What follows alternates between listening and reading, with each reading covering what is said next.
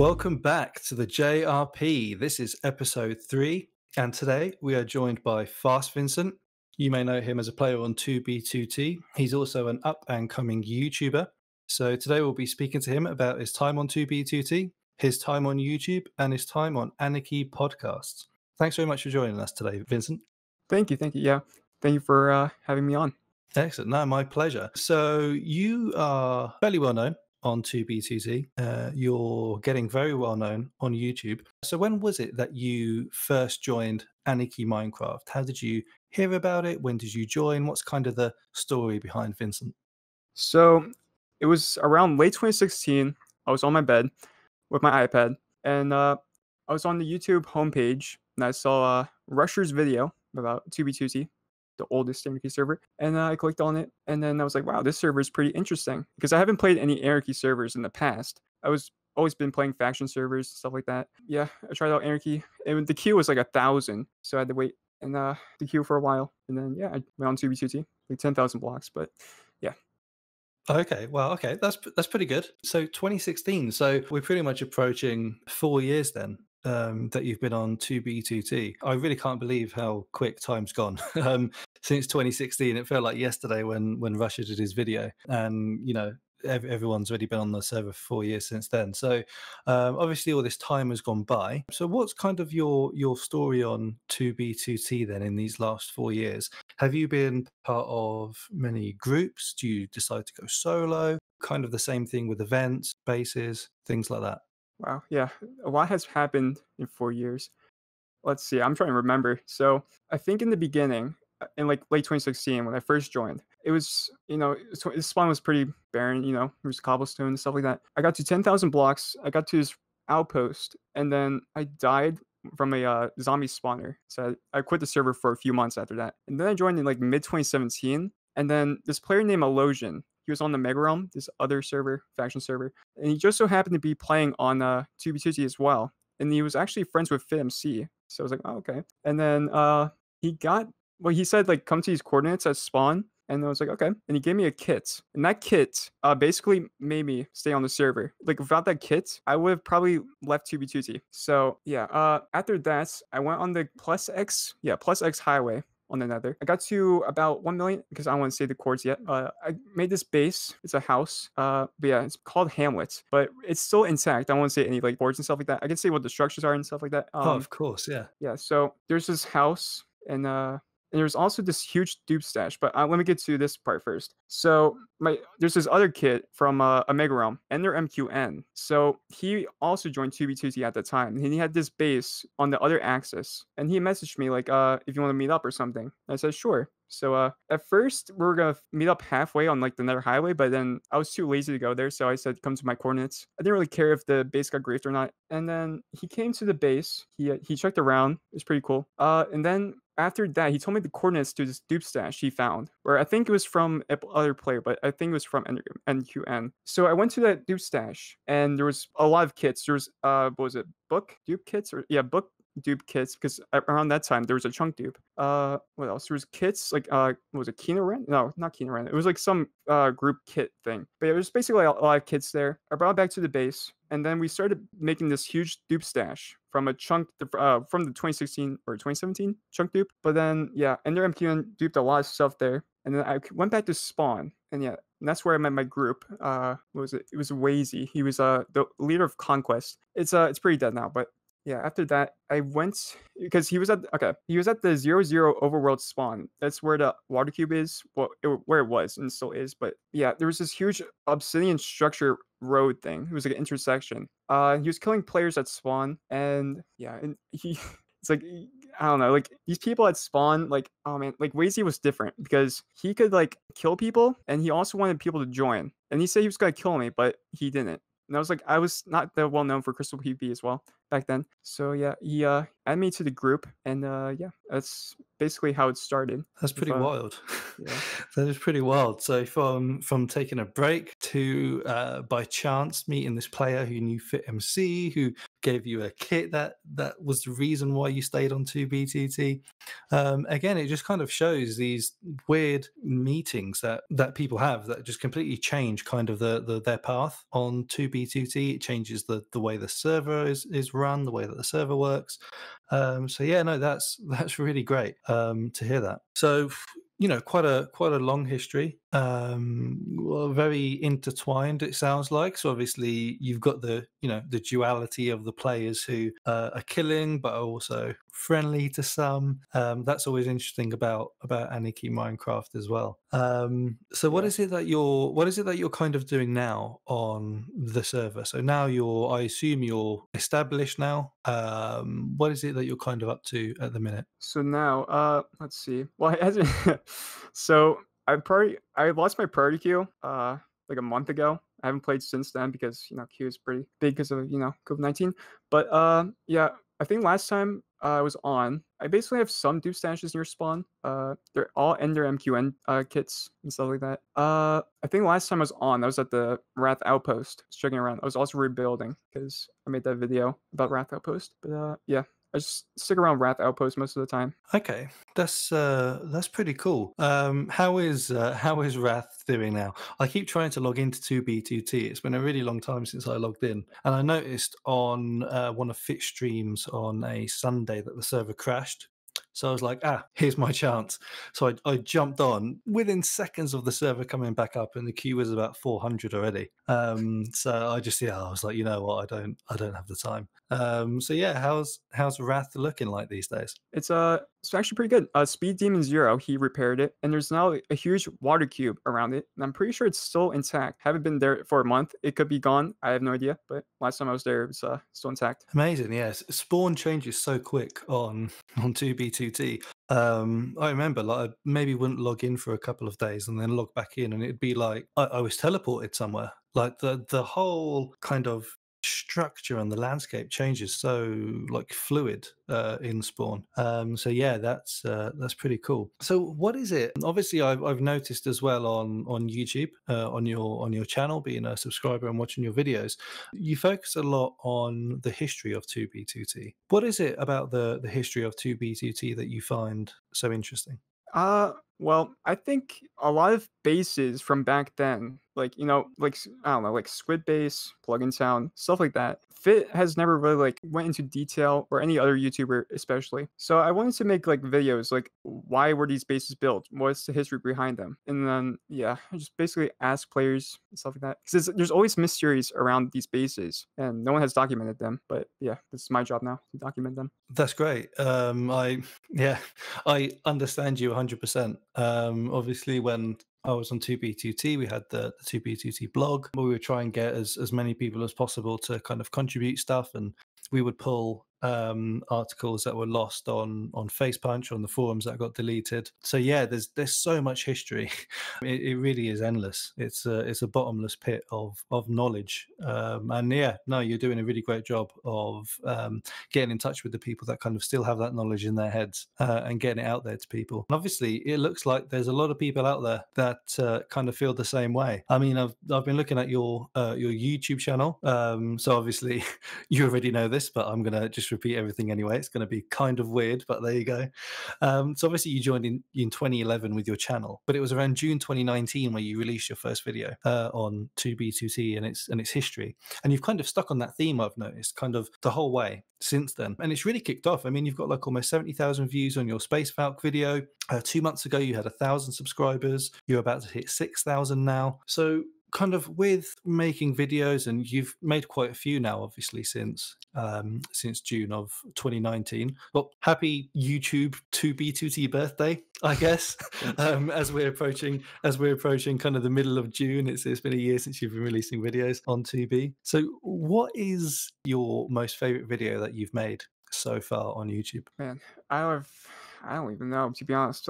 All these videos I made, it's basically me learning how to edit and stuff like that. I would say right now the Space Valkyrie video is my favorite, but maybe in the future it's gonna be like a different video that's my favorite. Like I have no idea yet. Like last time, it was my last favorite video. I think it was like Avalon or something. That was pretty good. But I don't know. It just keeps changing. That was a great base. So obviously with YouTube, you're no stranger to 2B2T history, and obviously you are also now the host of the Anarchy Podcast. So your recent interview with South C1, I thought was amazing to kind of have him on, especially now as he's kind of really blowing up as well on YouTube. How have you felt, obviously, from taking over the podcast and running it? What are the kind of the bits that you enjoy of running the podcast? Yeah. So the Anarchy Podcast, like it's a good experience, but it's basically a lot of work, especially when you have the main channel and doing the podcast as well. That's why I have to do them most likely weekly, sometimes 2 weeks per video. But yeah, the experience is pretty good. It's a lot of work because you have to actually like ask people around. Some people don't even want a podcast. But you just have to keep scheduling and stuff like that. And then some people they just ghost you if you ask them. It's a good experience because I also have my co-host DMC. He's good as well. He helps me with the questions and stuff like that. But yeah.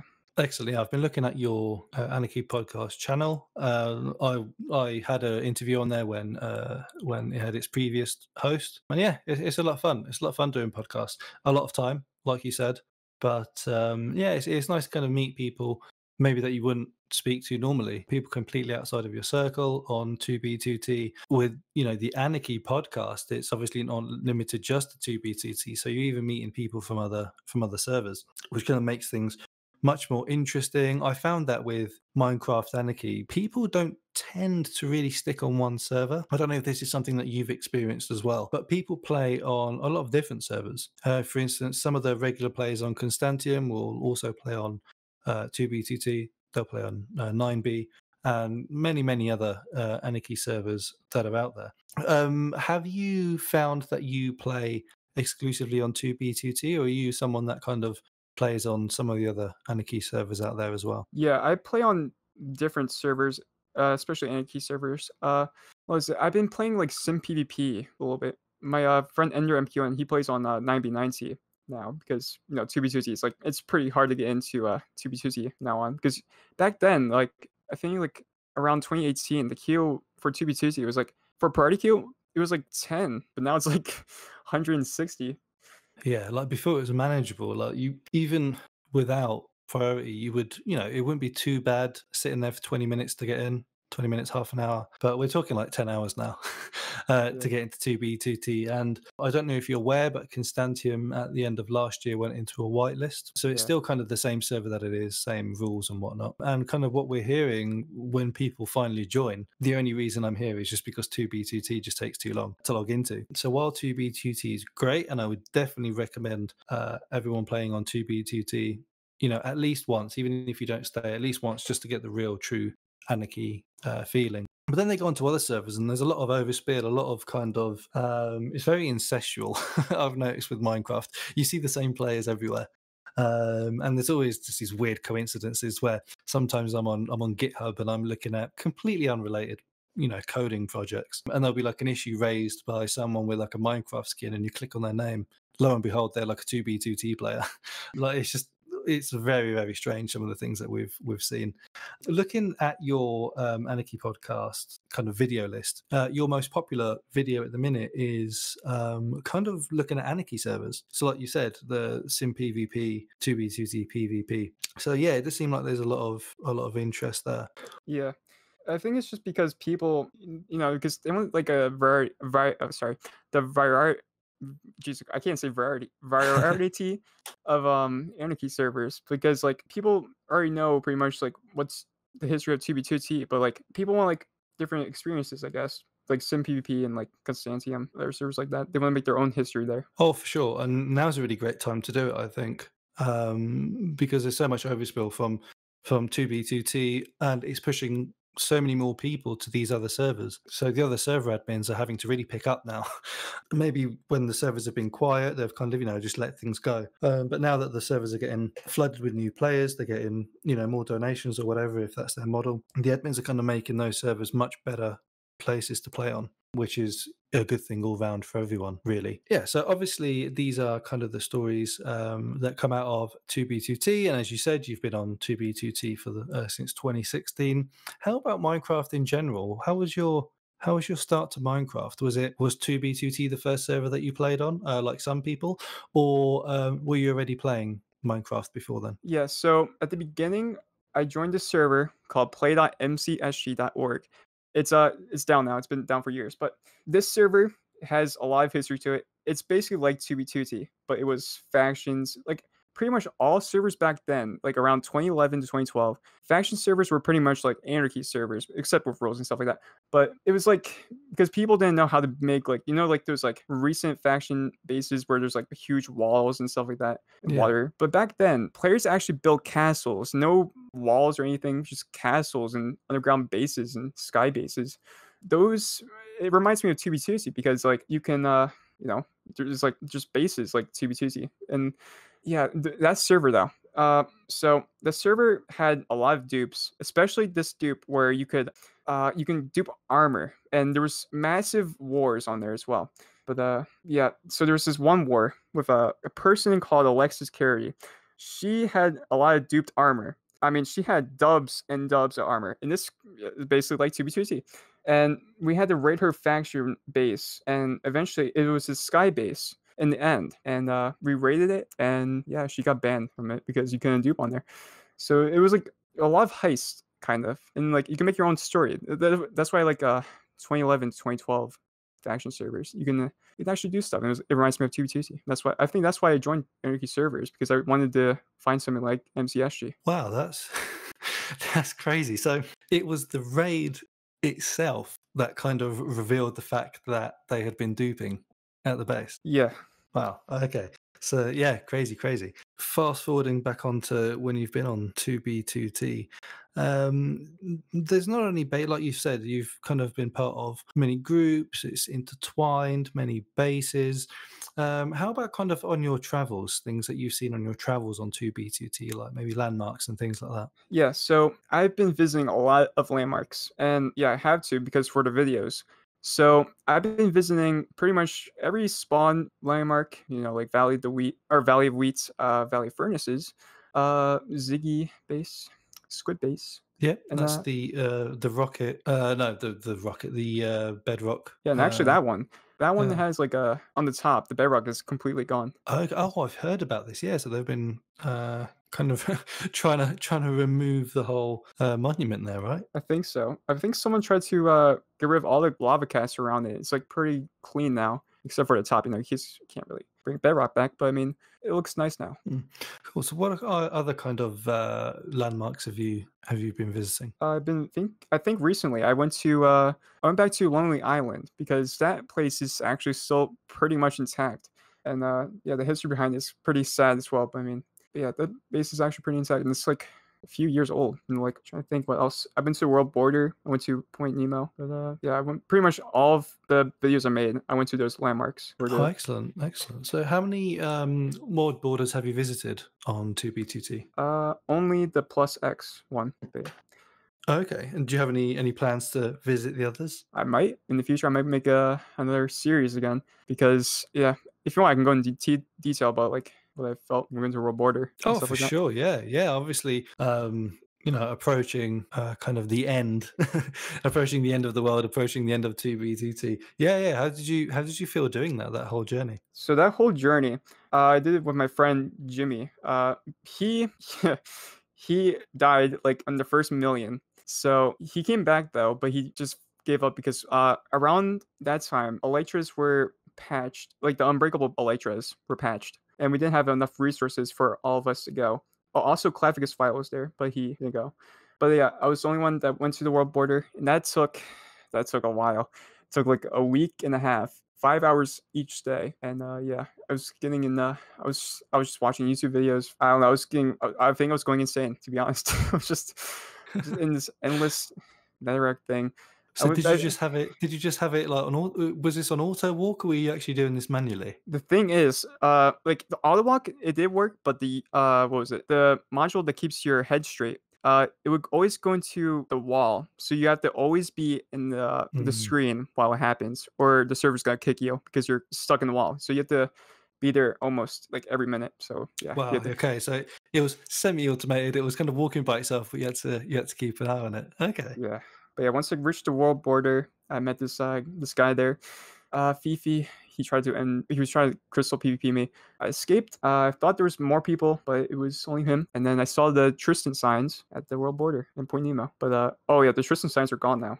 They've been removed. Yeah, someone. I think it was actually my fault. I think. Oh, Yeah. really?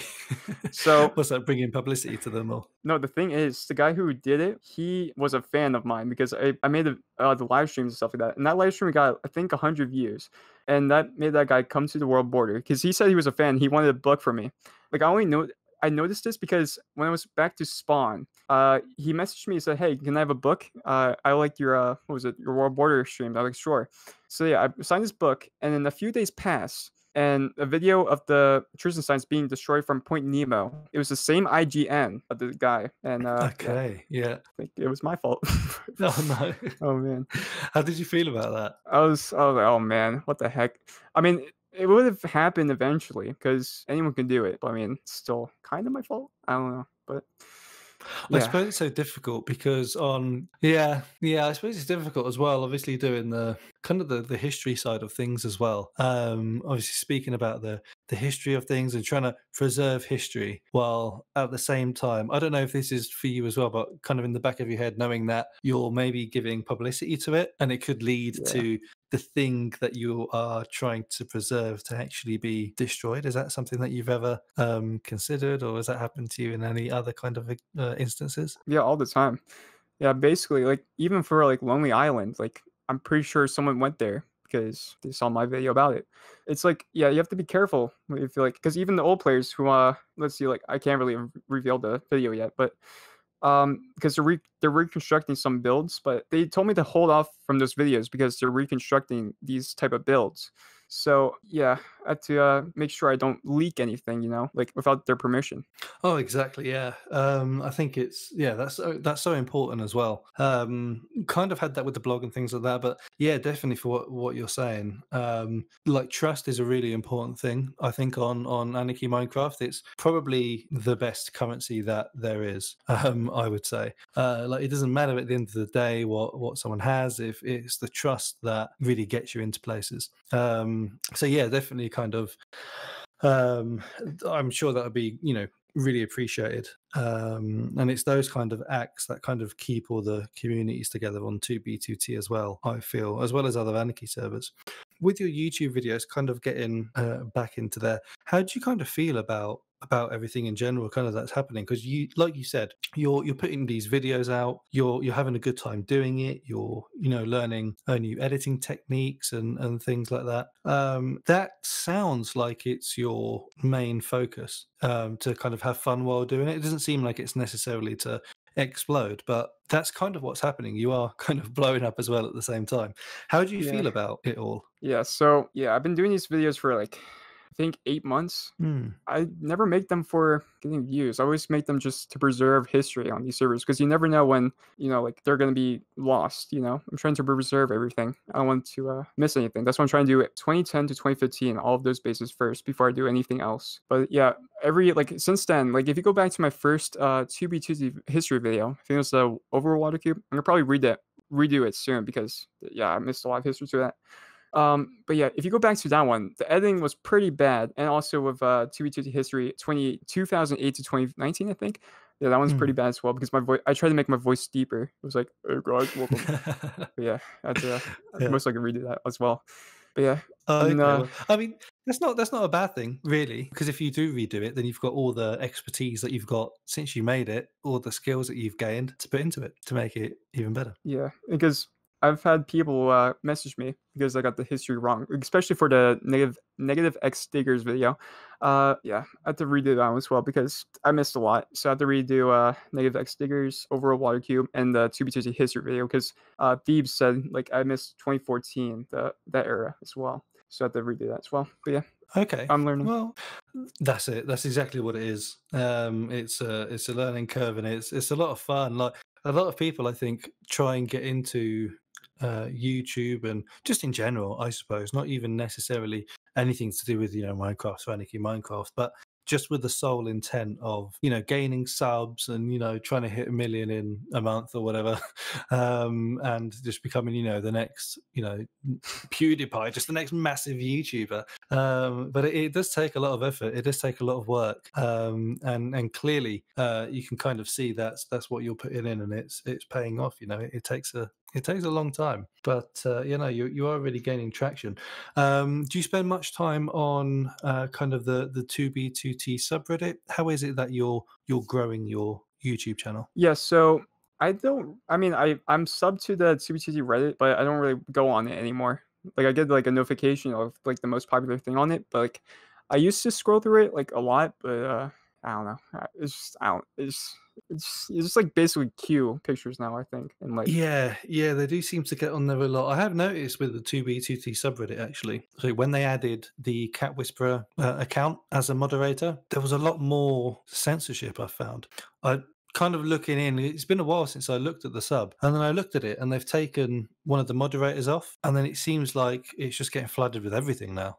Like, wait, is it Cat Whisperer? yeah. So last time I checked, they were they were no longer a mod on the subreddit. I think that's Tristan. Oh, That's his, ooh, that's his ooh, that's ooh! A little bit of I think that a I don't know. little bit I'm of not gonna conspiracy here. Ooh, they have that's my forte. I do enjoy that. But yeah, no, it's I just kind of check it every now and then to kind of get a feel as what's happening on 2B2T at the minute. I suppose with you as well. If you're focusing on 2B2T history, the base is 2015 and things like that. That bracket of bases that you're looking at. There's not too much of a need to know exactly what's happening this week on 2B2T. Millions of blocks away from where you are. But yeah, I did notice that when that moderator was removed from the subreddit, there's a lot less posts that are being moderated now. Yeah, so that's I don't know. I don't really know what I'm talking about, to be honest, but that was something interesting that I've noticed.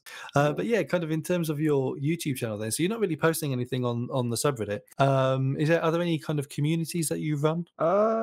Communities. I think I don't think so. Like last community thing I've done was the Conquest Discord, but I think I'm gonna make that a different owner now because I don't really have time to do factions or not faction group stuff on 2B2T. Like I think make videos now. Like yeah, I don't have time for that stuff anymore. Oh, for sure, yeah. Obviously, it sounds like you've got your fingers in many pies. I don't know if that's a UK saying, or whether that just doesn't make any sense to you at all. But you've got a lot of projects on at the same time. So yeah, obviously that obviously you need to pick what to spend time focusing on, I suppose.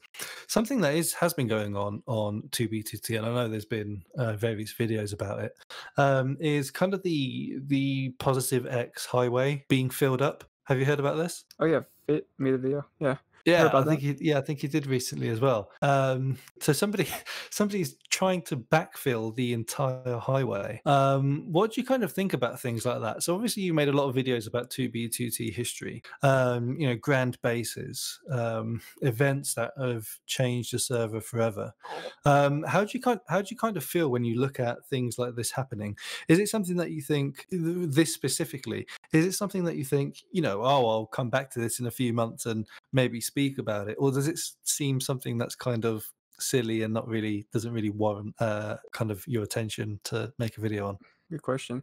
I think like let me go to like the the filling up thing first because when I was going to the world border, people started to do that as well. Okay, so when I was at the world border, people filled in the gaps for the tunnel, so I had to mainly mine them again.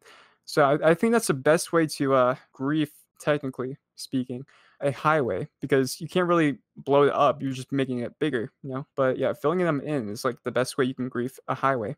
But for like making them videos, I think yeah, I mean, like if you're a YouTuber who's showing what's happening, like a major thing that's happening on like a server, I guess yeah, you can make a video about that. But for me, like I can't make those videos. I right now I'm just prioritizing on like the old bases because I want to document those first before I go into like recent stuff on 2B2T or any other server. Definitely, definitely. And okay, yeah, no, that makes a lot of sense actually. Yeah, for sure. And with kind of the videos that you said that you're making on old bases and things like that, are there any older events that you're also making videos on, or are you kind of just sticking to bases on that one? Yeah. So the plan right now is to do 2010 to 2015 bases. After that, I want to do events like backdoors and like you know like the oldest dog on 2BTT, like other stuff like that. You know, like Nice.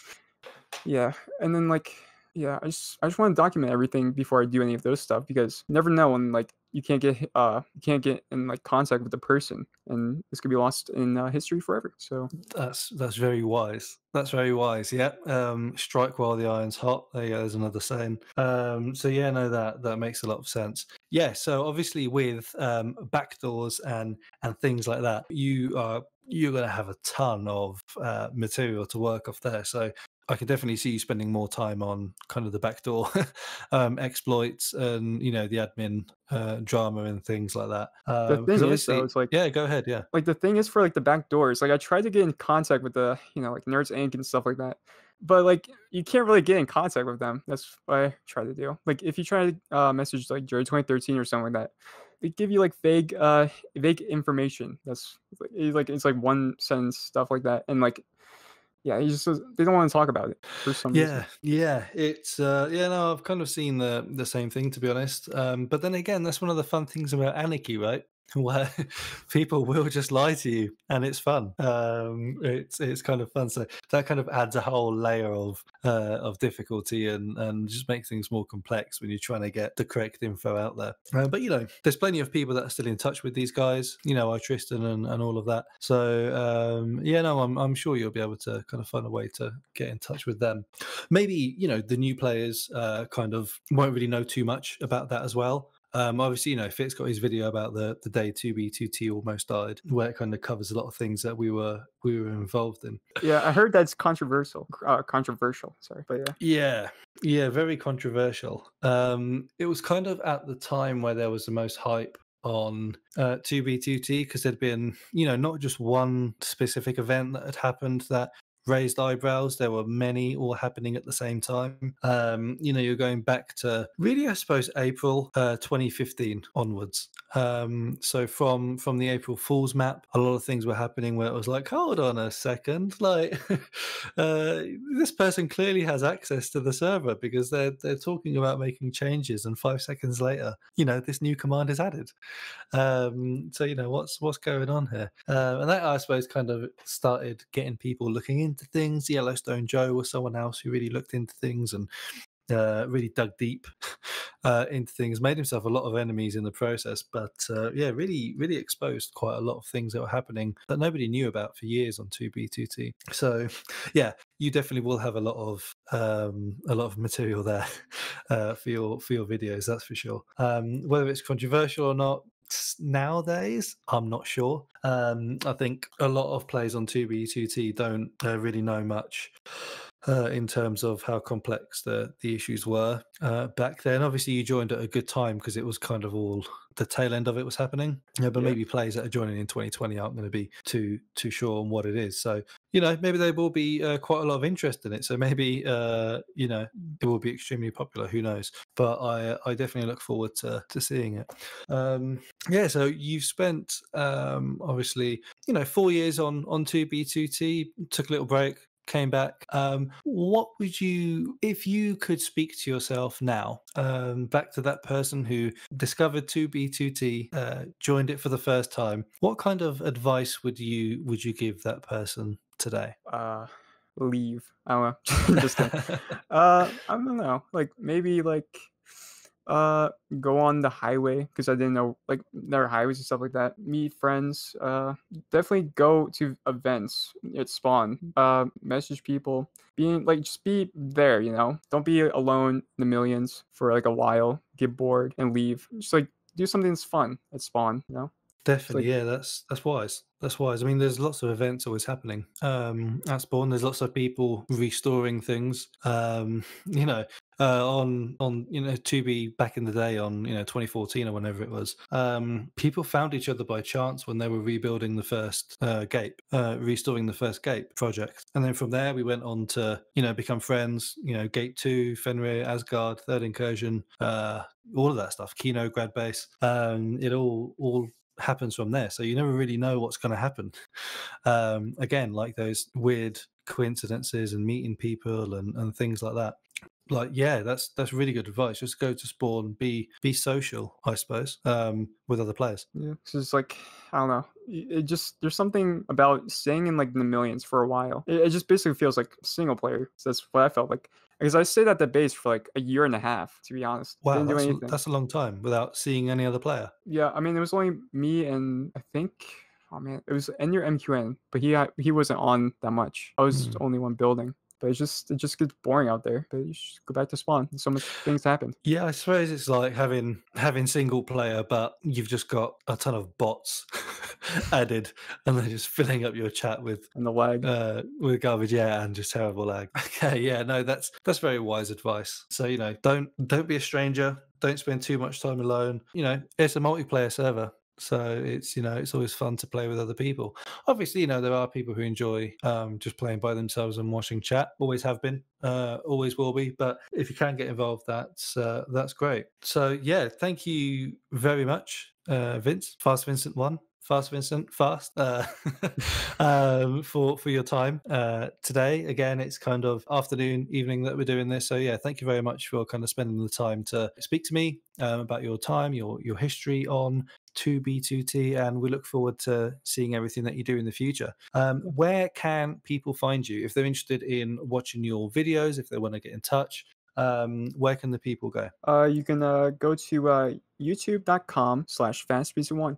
And let's see, yeah, you think Twitter is like fastvincent1 as well, and Reddit is moistmaster9000. Yeah, pretty good name. Excellent name. I love that, moistmaster9000.